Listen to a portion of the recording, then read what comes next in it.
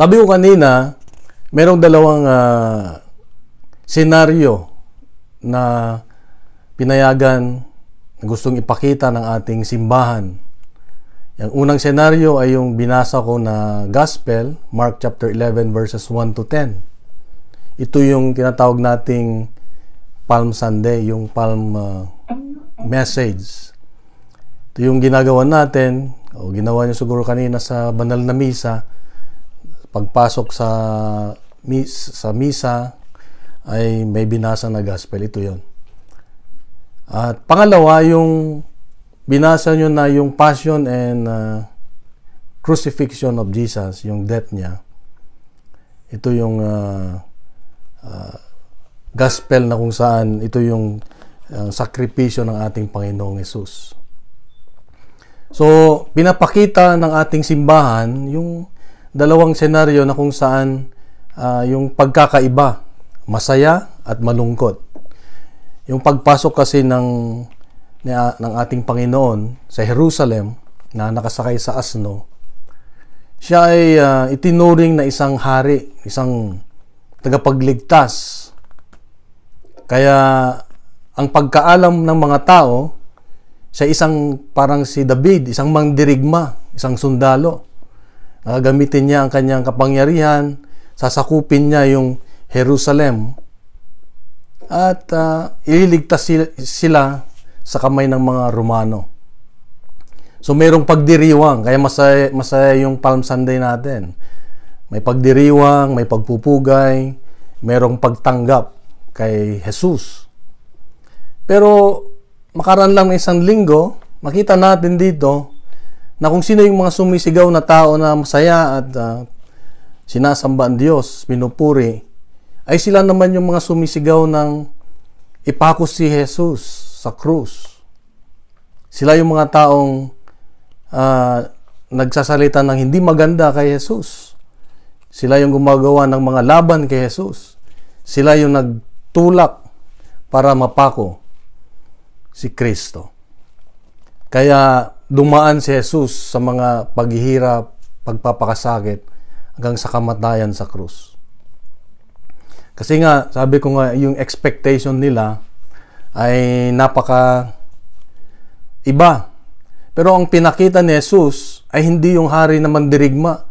Hindi siya yung tawag dito, tagapagtanggol na isang hari. Kundi isang parang hindi gumawa ng bagay na yung bang inaasahan nila. Kaya at hindi siya yung sumunod lang sa kung ano yung sinasabi ng mga tao, sinasabi ng mga matatanda sa bayan, yung mga Pariseo, Saduceo, mga Eskriba. Sumunod lang siya. So dito makitaan na parang yung expectation nila hindi nangyayari. At dito nagbago yung kanilang pananaw sa kanya. Kaya nga na-frustrate sila. Ang dahilan ng kanilang pagbabago ay nabigo sila sa kanilang expectation. Yan. Nabigo sila. Parang tayo kung minsan marami tayong mga pinagdarasal, marami tayong mga hinihingi sa Diyos, o may mga hinihingi tayo sa Diyos. Parang hindi sinasagot ni Lord yung ating mga panalangin. Parang deadma lang si Lord. Parang yun nga, sinisisi na natin si Lord kung bakit tayo nagkakandahirap o nagkakasakit o ba't nasira, ganyan, yung ating mga relasyon. Sinisisi na natin si Lord na nagkaroon tayo ng frustration, nabibigo tayo sa buhay. Sa buhay natin dito sa mundo, marami tayong pagdadaanan ng mga pagsubok, mga problema. Dahil hindi pa naman tayo sa langit. Dito, marami pa tayong mga pagdadaanan na hirap dahil ang mundo ay maraming nagtutulak sa atin o gumawa sa atin ng hindi maganda. Kaya nga, dito natin makikita na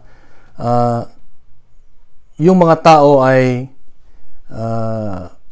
hindi masaya sa ginagawa ni Jesus. Para bang ang tingin nila, naging tingin nila kay Jesus ay mahina. Mahinang hari kasi hindi tumutugon. Hindi siya gumagawa ng yung ina-expect nila. Kaya nasulsulan yung mga tao kasi may mga nagsusulsol. Yan. Kaya nagbaliktad sila. Kaya marami sa kanila ay umalis na sa pananampalataya at paniniwala kay Jesus. Minsan ay tayo rin ay ganon. Yung bang pag na-frustrate na tayo kay Lord, sabi natin, ayaw ko na. Yan. Lalo tayo mga nagsaserve, di ba? Pag na-frustrate na tayo sa ating community, ayawan na. Ayaw na magpakita. Lalo kung nakita na natin yung mga kahinaan ng bawat isa. Nakita nyo na yung kahinaan ni Brother Allen. Ayaw ko na. Parang ganun ba? Parang yung frustration natin ay nawala na yung dating pangako natin o yung hinahanap natin na si Lord. Na dati masigasig tayo, masaya. Nagkaroon lang tayo ng problema sa ating pamilya, sinisisi na natin si Lord. Karoon lang tayo ng sakit, ayaw na nating magsimba, ayaw na nating maglingkod. Yung mga bagay na yun ay, yun yung mga parang ginawa ng mga tao kay Jesus. Kaya, yun yung isa sa mga, minsan, sabi nga nila, maaring tayo yung mga Pariseyo, minsan, sa pagpapakasakit kay Jesus, maaring tayo yung mga sundalo, na nangungutya kay Jesus, maaring tayo yung mga alagad niya na nagtakbuhan nung hinuli na si Jesus. So, pero si Jesus, kahit na ganun ang ginagawa sa kanya, pinahirapan, sinasampal, tinatadyakan, dinuduraan, kinukutya, hindi na niya pinansin. Hindi niya pinansin kasi naging masunurin siya sa kanyang ama. Naging obedient siya. Nakafocus siya doon sa kanyang misyon. Nakafocus siya doon sa pinapagawa ng kanyang ama. So, sa atin, related sa ating paglilingkod, sa ating pagsunod sa Diyos, kung hindi tayo nakafocus kay Lord, tayo yung isa sa mga aalis din. Diba sabi minsan ni Lord, kasi nag-alisan ng lahat. Kayo rin ba ay aalis? Sabi niya sa mga alagad niya. Kayo rin ba ay aalis? So, sa community natin, na lang, example, sa community natin, marami ang hindi nagtatagal. Minsan, sabi ko nga, pag nakita na yung mga kahinaan ng mga members natin, kahinaan ni Father, kahinaan ng speaker, kahinaan ng mga elder natin, yun na, nawawala tayo sa focus. Ayaw na natin maglingkod kasi ang tinitignan natin yung tao, hindi na nakafocus kay Lord. Kaya madali tayong maapektuhan, madali tayong mawala sa community. Yung mga nawawala sa community, sila yung mga paglipat sa ibang community ay ganun din yung hahanapin.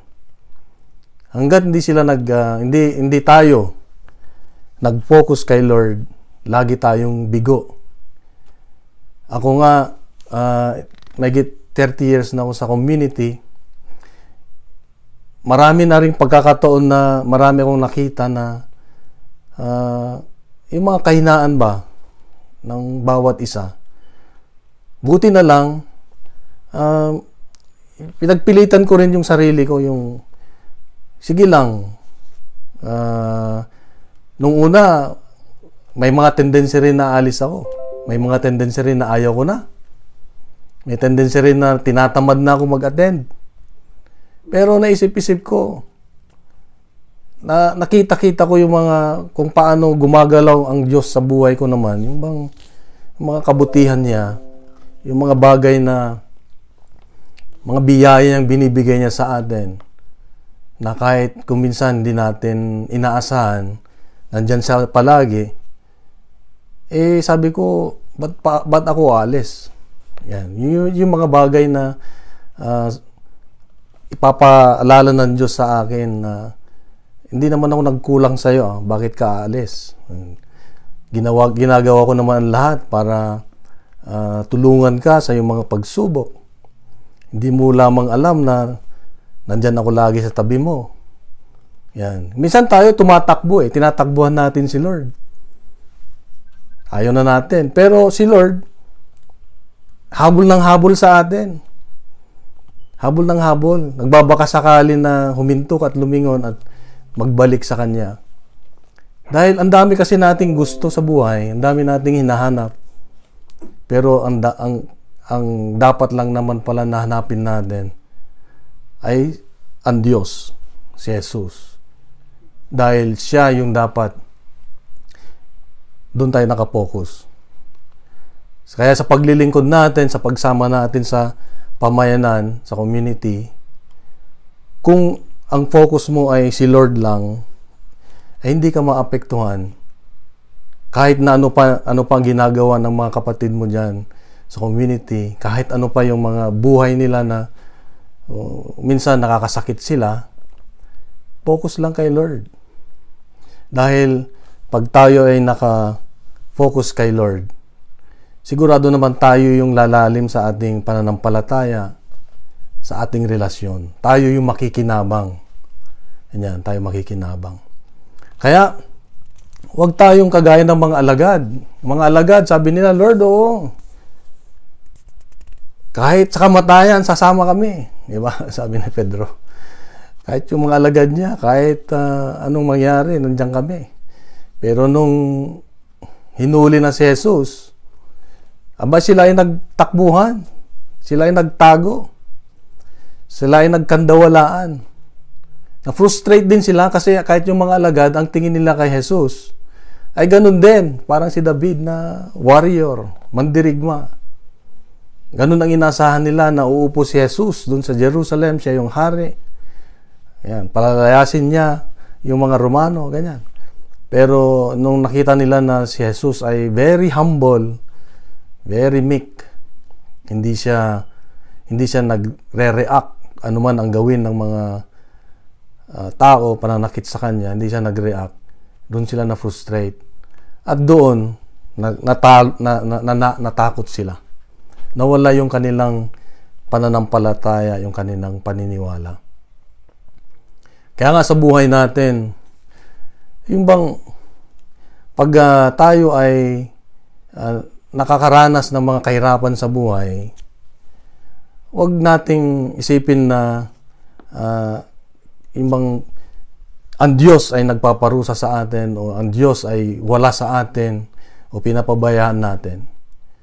Sabi nga nila, pag tayo ay may mga kahirapan o mga pinagdadaanan, meron tayong sakit o karamdaman, o meron tayong mga problema na para bang napakabigat, dapat daw isipin natin na kung si Jesus nga ay kinaya niyang tanggapin, pagdaanan yung mga pagsubok na yan, ay dapat ganun din yung ating response.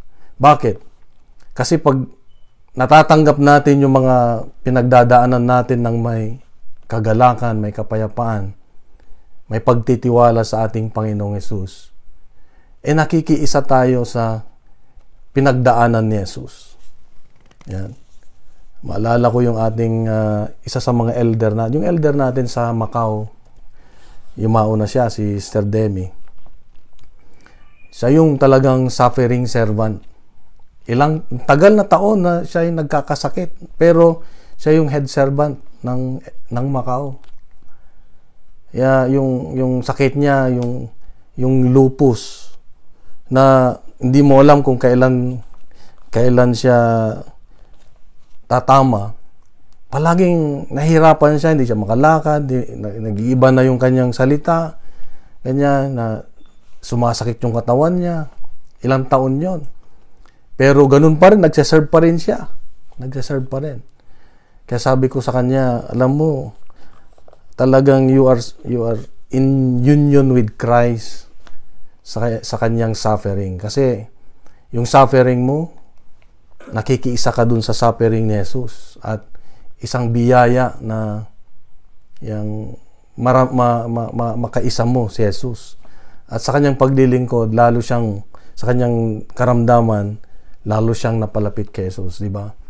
Pag ikaw may problema, may sakit, wala siyang ginawa kundi maglingkod, magdasal. Yan. Kaya ako'y, sabi ko nung namatay siya, sabi ko, siguradong kasama niya na si Lord. Kasi iba yung pinagdaanan niya. Yung pinagdaanan, suffering servant. Parang si John Paul II, di ba? Si Pope John Paul II. Siya yung suffering servant din. Pope siya pero na may karamdaman, pero ganun na lamang yung kanyang paglilingkod. So, ganun din tayo. Na yung pag tayo nakikiisa, pag ino-offer natin yung mga sufferings natin kay Jesus, then it will become a blessing. It will become a blessing. Hindi na yung ikaw ay nadidepress o nahihirapan, kundi nakikiisa kay Lord, kay Jesus. Isa pa, nakita natin dito na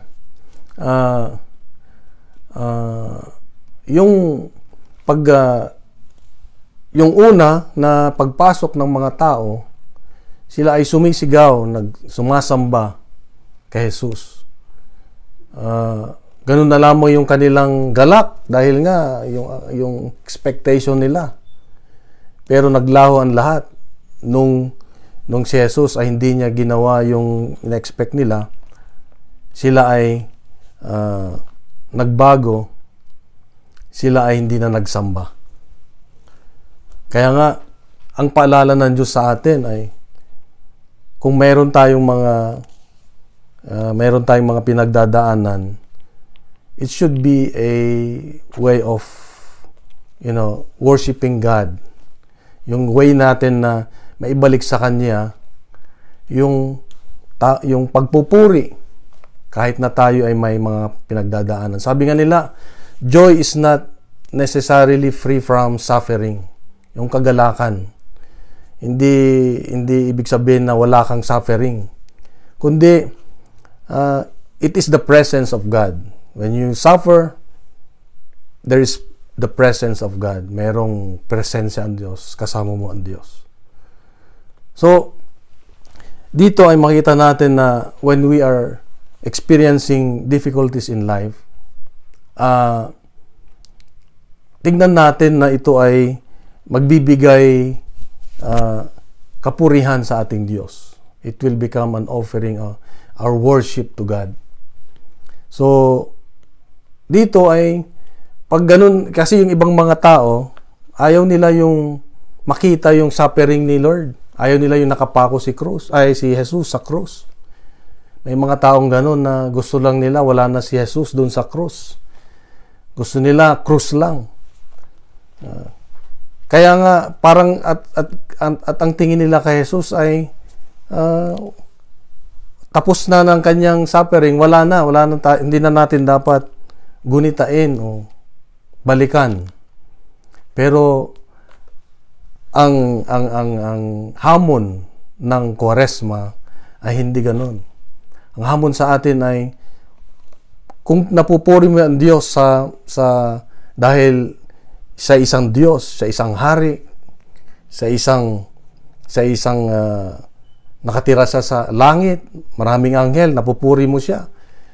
Pero kung napupuri mo rin siya sa kanyang paghihirap, sa kanyang sakripisyo, sa kanyang kamatayan, nakikita mo sa iyong mga mata, sa iyong puso, yung kanyang kahirapan, at nabibigay mo pa rin yung pagpupuri, yung pagsamba sa kanya, ay yun yung tunay na pagsamba at pagsunod sa ating Panginoon.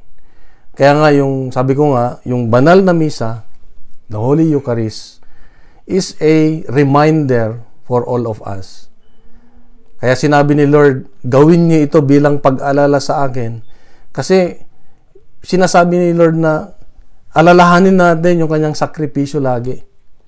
Kung ayaw na natin magsimba, kung iniiwasan natin ang misa, ay hindi, para na rin tayo yung mga Pariseo at mga tao doon sa kanyang krus, na ayaw na nating yung kahirapan niya na binigay niya sa atin, yung kanyang pagpapakasakit. Pero kung nasasamba mo siya, ibibigay mo yung tunay na pagsamba sa kanya, yung pagpuri kahit siya ay nahirapan sa krus, then we are giving him the real yung presence, yung ating pananampalataya na malalim, yung ating pagmamahal sa kanya. So nakakalungkot isipin na may mga tao na ayaw na magsimba. Sabi nila, kahit na hindi ako magsimba, nagdarasal naman ako. Pero hindi ba na hindi nila na igagamit o na hindi nila na ipapakita yung kanilang pagmamahal, ang pananampalataya na sa misa ay naibibigay natin yung tamang pagsamba, because the Holy Mass is the highest form of worship. Yun yung pinakamataas na uri ng pagsamba, yung banal na misa. Kaya ito yung dalawang tinuro sa atin ng Diyos sa atin, yung sa Ebanghelyo ngayon. Yun nga, yung kahalagahan ng pagsamba, hindi lang sa yung kapangyarihan ng Diyos, kundi kahit din sa paghihirap niya sa kanyang pagmamahal na binigay sa atin. At yung isa pa ay yung wag nating tignan yung ating mga kahirapan na parang walang katuturan. Yung paghihirap natin ay kung minsan pinapayagan ng Diyos na meron tayong mga pagsubok sa buhay to humble us, para ibaba tayo, para isipin, maalala siya na siya rin ay naghirap. Kung tayo ay kinukutya ng ibang tao, kung tayo ay chinichismis ng ibang tao, kung tayo ay sinisiraan ng ibang tao, kung tayo ay nagkakasakit, kung tayo ay may mga problema na hindi natin nakikita ng solusyon, magalak ka, kapatid, kasi nakikiisa ka sa paghihirap na hinarap o pinagdaanan ni Jesus. Kaya, kapatid, anuman yung mga problema mo ngayon, sabihin mo, Lord, thank you. Nakikiisa ako sa iyo. Tulungan mo ako na malampasan ko ito. Kasi hindi naman hanggang doon ka lang, kasi merong resurrection. Kung meron kang kahirapan ngayon, meron kang problema, may panahon para magkaroon ng gloria, magkaroon ng resurrection. Dahil pangako ng Diyos na ang lahat ng mga pagsubok natin ay pinapayagan niya, pero hindi niya papayagan na hindi mo kaya. Alam niya na kaya mo. Minsan nga, niisip ko, kasi mayroon akong anak na espesyal, mayroon siyang Down syndrome. Pero kung nakikita, nahihirapan din kami magpamilya. Kasi siyempre, yung iba yung treatment mo sa kanya, special siya, ganyan. Yung focus mo nandun. Pag nahirapan siya, nahirapan din kami, yung kalooban namin. Kung may sakit siya, kami ang naapektuhan ng masyado. Pero kung titignan namin yung iba na mga magulang na may anak na mas malala yung kanilang pinagdadaanan, sabi ko, siguro yung hindi para sa amin yung ganong bata. Kasi alam ng Diyos na hindi namin kaya yon. Ganon. Na ang binigay lang ng Diyos sa amin ay ganito. Kasi yun lang ang makakaya namin. Sila, na napakabigat, may mga anak sila na kuminsan nananakit. Yung mga anak nila ay may problema na nga sa pag-iisip. May problema pa sa physical, katawan niya.